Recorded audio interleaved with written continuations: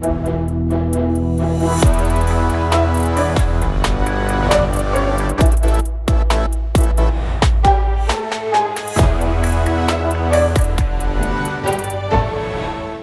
bienvenue dans Dimanche en politique. Exit Michel Barnier après 3 mois à Matignon. Un nouveau Premier ministre doit être nommé. D'ici quand, on ne sait pas. Plus rapidement que l'été dernier normalement. Mais Emmanuel Macron a brouillé les cartes ces derniers jours en faisant des appels du pied au Parti socialiste, notamment, auxquels les socialistes ont répondu en premier. Et voilà, le nouveau Front populaire, vainqueur des élections législatives, dans l'embarras. La gauche va-t-elle jouer la carte de l'opposition sans concession ou le compromis?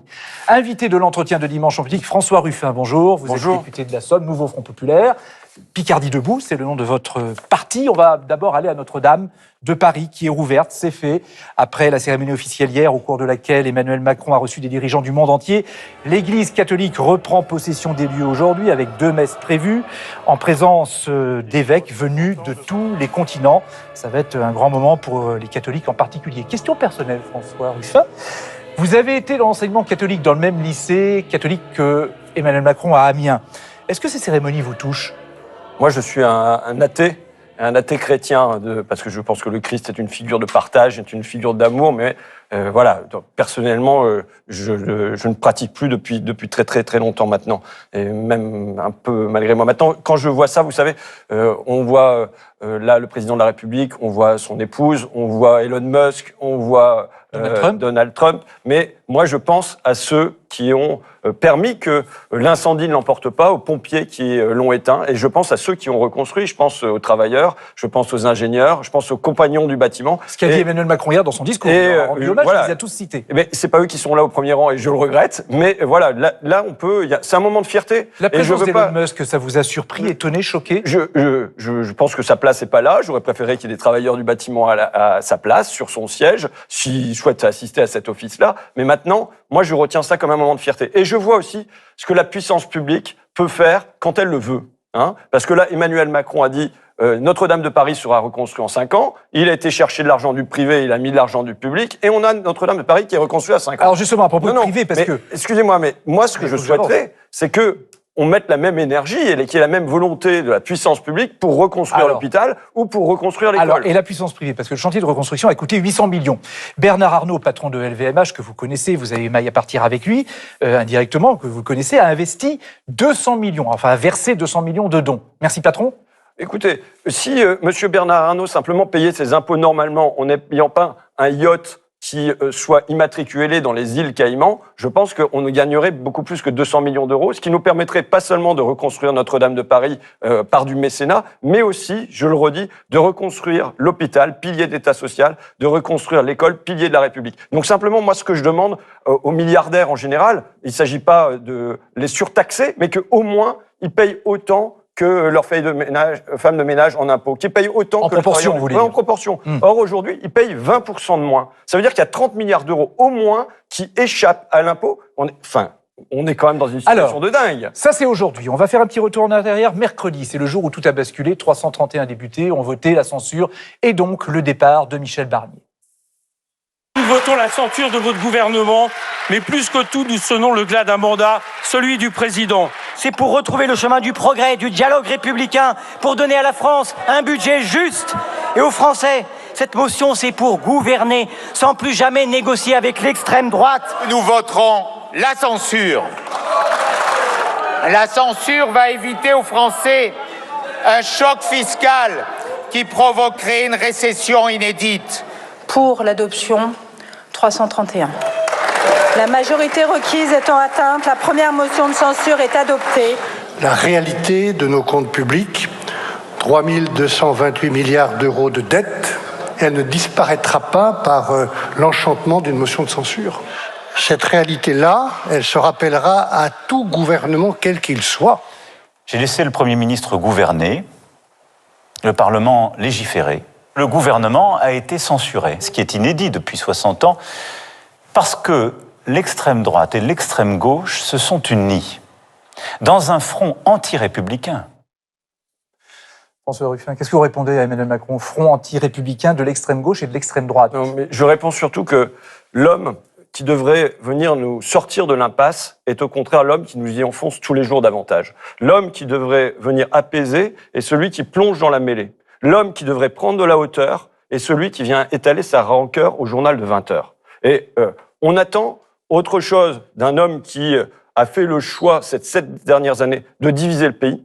Diviser le pays, crise des Gilets jaunes. Diviser le pays, imposer sa retraite contre tous les syndicats. Je voudrais revenir sur les mots front anti-républicain de l'extrême droite et de l'extrême gauche. Mais, ce sont des propos qui n'ont pas leur place. Le comportement de M. Macron ce jeudi soir n'est pas digne de sa fonction et n'est pas digne du moment. Il doit nous chercher. S'il n'est pas digne de sa fonction, il doit partir. Mais, en tout cas, vous savez, doit partir plus il s'enfonce dans cette impasse-là, plus il fait choix d'une dissolution improvisée, plus il va chercher un Premier ministre qui est un allié et qui ne vient pas toucher à son formidable... Vous n'avez pas répondu à la question. Est-ce que pour vous, il doit partir? Plus ça va aller, je vous réponds, Monsieur Télé, plus la question va se poser.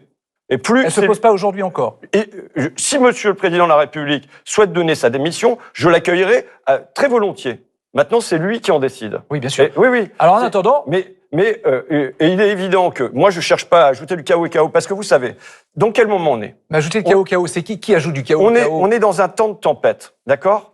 On n'a aujourd'hui pas d'équipage, on n'a pas de capitaine. Alors justement, arrêtons-nous là-dessus, parce qu'il faut un nouveau gouvernement, un nouveau Premier ministre. D'abord, le Parti socialiste est allé discuter avec Emmanuel Macron. Les communistes, les écologistes vont y aller demain. La France insoumise a refusé. Donc là, il y a clairement 2 camps. Quelle est pour vous la bonne option? Il faut aller discuter avec Emmanuel Macron ou pas? Je vous dis d'abord dans quel temps on se trouve. Non mais dites-nous juste, est-ce que d'abord? Et puis on va comprendre. D'abord, moi, je ne discute pas du qui, mais je discute du quoi. J'ai pas parlé de qui, là. Mais vous me dites le Parti socialiste, vous me dites la France insoumise. Mais est-ce qu'il faut aller discuter avec Emmanuel Macron? En tout cas, il faut lui dire quels sont aujourd'hui nos impératifs. Moi, je dis quels sont mes 3 impératifs, nos 3 impératifs. Mon premier impératif, c'est les recettes. Parce qu'on a une crise fiscale, parce que nos mésards de la finance, Bruno Le Maire et Emmanuel Macron, ont endetté le pays de 1 000 milliards d'euros, ont produit un déficit budgétaire gigantesque, ils l'ont creusé à la pelleteuse. Il faut des recettes et il faut aller chercher ces recettes là où elles se trouvent. Donc, il est évident que quand dans un pays où les milliardaires sont moins taxés que les agents d'entretien, il faut plutôt aller chercher chez les milliardaires que ces agents. Non, juste. Monsieur Otellier, deuxième... Mais je vous ai posé une question, vous ne me répondez pas. Je vous réponds. Vous voulez qu'on vous réponde par le qui? Je vous réponds par le quoi. Je vous dis, est-ce qu'il faut aller discuter avec Emmanuel Macron? Il faut dire à Emmanuel Macron... Il faut aller le voir, donc. Il faut aller le voir, il faut le répéter. Ce que je fais ici, je m'adresse à vous, je m'adresse aux Français, et je m'adresse au Président de la République pour dire que s'il n'y a pas 3 impératifs qui sont remplis, il n'est pas question d'aller... Donc les recettes, vous avez dit, les 2 autres, c'est... Les 2 autres, c'est les retraites, abrogation de la retraite à 64 ans, que M. Macron a fait tout seul. Vous pensez que vous y arriverez avant 2027? Il n'aura pas le choix. Je veux dire, il faut bien voir qu'on est dans... Vous pensez que la réforme des retraites de 64 ans pourra être abolie avant la prochaine présidentielle? Quand il y a une majorité de 80% des Français qui veulent ça, ça va se faire. Et comment? Parce que M. Macron n'aura pas le choix qu'à un moment, nommer un gouvernement, un Premier ministre, qui réponde à cette condition-là. Mais il faut qu'il le fasse dès aujourd'hui. Quand on a 80% des Français qui disent qu'il faut aller rétablir un impôt de solidarité sur la fortune, et que ça crée des recettes pour le pays. Quand on a 80% des Français qui disent qu'il faut abroger la retraite à 64 ans. Quand on a 80% des Français qui disent qu'il faut indexer les salaires sur l'inflation parce que c'est pas normal. Donc ça veut dire qu'il faut un Premier ministre de gauche. Ça veut dire qu'il faut un Premier ministre qui... Vous voyez, je ne pose pas 640 mesures. Non, mais il faut un Premier ministre de gauche, je vous entends. En tout cas, il faut un changement de direction. Et ça veut dire quoi? Jusqu'où? Il faut un changement... Je vous réponds non pas par le qui, mais par le quoi. Il faut un changement de direction par rapport à ce qu'Emmanuel Macron a fait depuis 7 ans. Oui, mais tout ce que vous dites, tout ce que vous proposez, si ce n'est pas un Premier ministre de gauche, vous pensez que ça pourrait voir le jour? Je veux dire, est-ce que les macronistes, c'est la secte du temple solaire?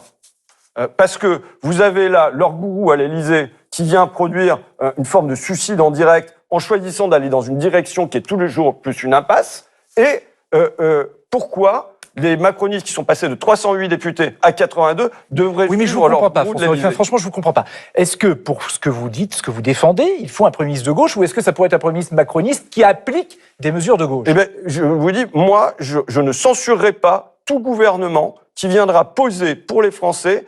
On a des nouvelles recettes, notamment le retour d'un impôt de solidarité sur la fortune. On abolit la retraite à 64 ans. Et 3e point, on vient relever les salaires d'au moins 7%. C'est ce qui a été perdu pendant les 3 dernières années. Donc, pour vous résumer, s'il y a ces 3 conditions, quel que soit le Premier ministre, que ce soit un macroniste, François Bayrou ou n'importe quoi, s'il s'implique là-dedans, vous ne le censurez pas. Si ce sont bien des priorités qui sont déterminées, je ne censurerai pas. Quel que soit le nom. Pourquoi? Quel que soit le nom. Je ne joue pas sur le qui, je joue sur le quoi. Je joue sur le quoi quand il y a 80% des Français qui réclament ça et qui réclament que dans un temps où on a un président faible, une assemblée faible, qui produit une France faible dans une Europe faible, face aux États-Unis de Donald Trump ou à la Chine qui produit des importations puissantes, eh ben on retrouve une France forte et une Europe forte. On va accueillir Laurence Perron, journaliste politique à France Inter, qui nous rejoint pour sa carte blanche. Bonjour Laurence. Bonjour Francis. Et on va Bonjour François parler de Ruffin. vous, des oppositions. On fait le point. Alors, les oppositions qui réclament aujourd'hui, qui pensent qu'il y aura bientôt une prochaine dissolution, est-ce qu'il faudra remettre en place le barrage républicain, comme ça a été le cas en juillet? Écoutez, de toute façon, il nous faut une gauche unie. C'est la première chose. Vous savez, j'ai toujours dit, pour moi, c'est une condition nécessaire, mais non suffisante. C'est pas suffisant pour gagner, mais si on n'a pas cette condition qui est remplie, on est sûr de perdre. Gauche unie, donc du PS aux écologistes, en passant par LFI. Oui, il faut une gauche unie dans notre pays et il faut qu'elle soit une force d'entraînement. Et donc, qu'elle entraîne, si besoin, au-delà, mais il nous faut d'abord qu'on arrive à maintenir et à avoir une unité de la gauche. Donc vous pourrez aller faire campagne dans la Somme avec la tête de Jean-Luc Mélenchon, ou en tout cas le sigle de LFI sur vos affiches. Je mettrai le sigle que je veux sur les affiches, d'accord, mais en revanche, il nous faut aujourd'hui une gauche unie. Vous savez, moi j'ai dit... Donc avec la France Insoumise, même si vous avez dit dès le 7 mai, et après, voir où se trouve le centre de gravité à l'intérieur de cette gauche. Mais tout le monde est bienvenu, c'est ça que je veux dire. Mais oui, les portes sont ouvertes. Maintenant, vous savez, dès le 7 juillet au soir, moi j'ai pas dit nous avons gagné, parce que je mesurais la gravité du moment.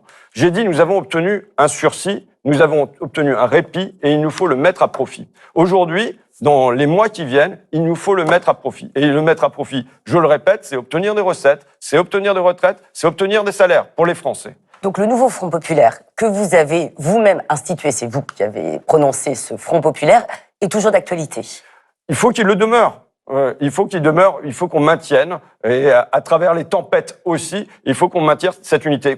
Je pense que cette unité, elle repose entre autres sur les 3 points que je viens d'énoncer. Et si jamais on maintient que notre cap, c'est ça, que notre cap, c'est de faire ce qu'il y a de mieux pour les Français. Maintenant, moi, je veux me rendre utile aujourd'hui. Je veux pas que les gens ils se disent c'est dans 2 ans, c'est dans 3 ans, c'est dans 4 ans. Non, c'est aujourd'hui qu'il faut être utile. Alors si par exemple Emmanuel Macron vous appelle et vous dit venez à l'Élysée, sachant que LFI a refusé, vous y allez? Non, ma place n'est pas à l'Élysée. Là, je dis ce que j'ai à dire, d'accord? Je dis que autant à Notre-Dame a été sauvé par les pompiers, aujourd'hui, il nous faut un gouvernement de pompiers. Il nous faut un gouvernement de pompiers qui vienne éteindre l'incendie allumé par Emmanuel Macron, mais il nous faut un gouvernement de pompiers qui ait comme priorité, comme les pompiers, de protéger. Protection évidemment sociale, protection économique, protection climatique. Et voilà, je pense, l'orientation de stabilité, de protection, de rassurer qu'il faut avoir. Vous siégez aujourd'hui au sein du groupe Les Écologistes à l'Assemblée nationale. Vous regrettez d'avoir quitté LFI?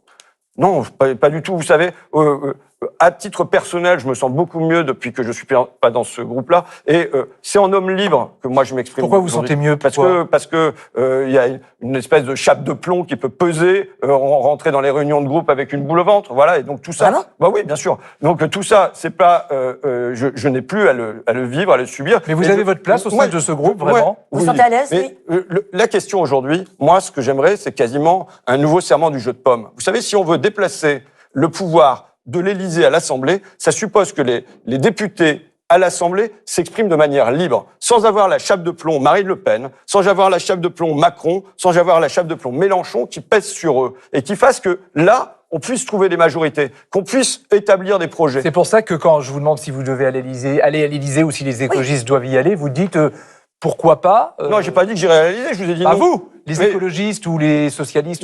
Ça ne vous dérange pas, en tout cas. Moi, ce qui me dérangerait, c'est si on renonçait à l'un des 3 points que je viens d'énoncer. Vous voyez? Et qui est aussi le socle du nouveau Front populaire. Mais à mon avis, il y a un socle beaucoup plus puissant que ça, monsieur. Oui, mais qui permet de tenir le NFP, c'est ce que vous avez dit. Moi, vous savez, je suis désolé, mais je suis pas là pour faire de la popole et pour m'adresser aux dirigeants du nouveau Front populaire, ainsi de suite. Moi, je suis là pour parler aux gens.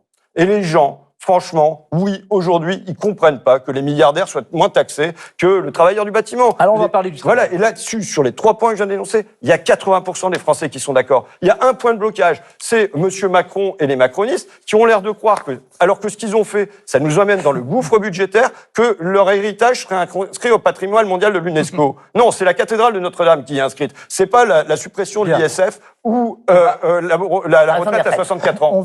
On va parler d'emploi. Merci Merci. Laurence, on se revoit tout Merci à à l'heure. vous. Côté emploi, les mauvaises nouvelles se succèdent. Parmi les groupes qui ont annoncé des fermetures d'usines et des suppressions d'emplois, ArcelorMittal qui va fermer ses sites de Reims et de Denain et supprimer 135 emplois. Vous êtes allé les soutenir cette semaine d'ailleurs dans le Nord. ArcelorMittal explique devoir faire face à une forte baisse d'activité dans l'industrie automobile. Selon la CGT, 286 plans de licenciement sont prévus avec près de 300 000 emplois menacés cette année.